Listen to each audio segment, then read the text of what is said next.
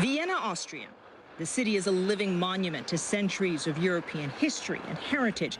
And at its center is a statue of Empress Maria Theresa sitting on her throne. Monday night, Austria's far-right identity movement arrived, lights flashing.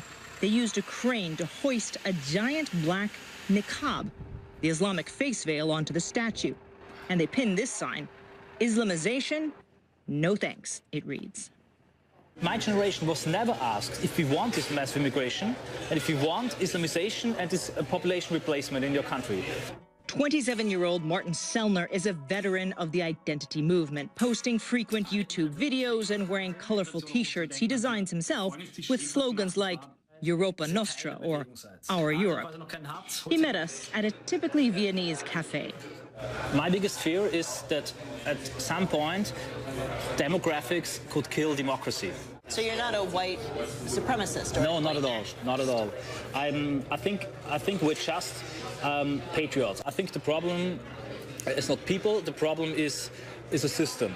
That's why we also reject an idea of anti-Semitism or something like that, who's just identifying the problems with a certain people. I think that's stupid and wrong. But the identity movement does single out one group: Muslims. Only an estimated 7% of Austrians are Muslim, but in Vienna and its suburbs where Sellner grew up, the demographics are now more than 12%, with some neighborhoods majority Muslim. Sellner claims this is Islamization. A majority of them is largely against democracy, anti-Semitic, fundamentalistic, and more than 70% of them say that for them the ethnic tribal identity is more important than the Austrian citizenship. Last year, Austria was overwhelmed with refugees. Most moved on to Germany, but 90,000 stayed to claim asylum in Austria, prompting the government to cap refugee applications at just 80 a day, until an annual limit of 37,500 is reached this year. But that wasn't enough for Sellner. He and other identity movement activists hand out flyers calling for Austria to shut its borders altogether. And now he believes that God Emperor Donald Trump, as he cheekily refers to the U.S. president-elect, will bring the change Sellner wants in Europe. Do you think there will be a Trump effect? Yes, absolutely. The idea that you have the right to preserve your identity, to close your borders, to be patriotic without any feeling of guilt.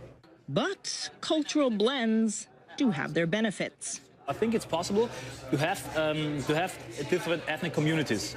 Especially in Vienna, for example, what we're drinking here, the coffee, something that was brought here by the Turks. But does it really have to be a complete exchange of population?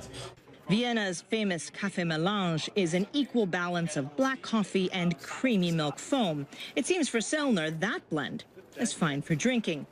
But people, he says, need a different balance. Atika Schubert, CNN, Vienna.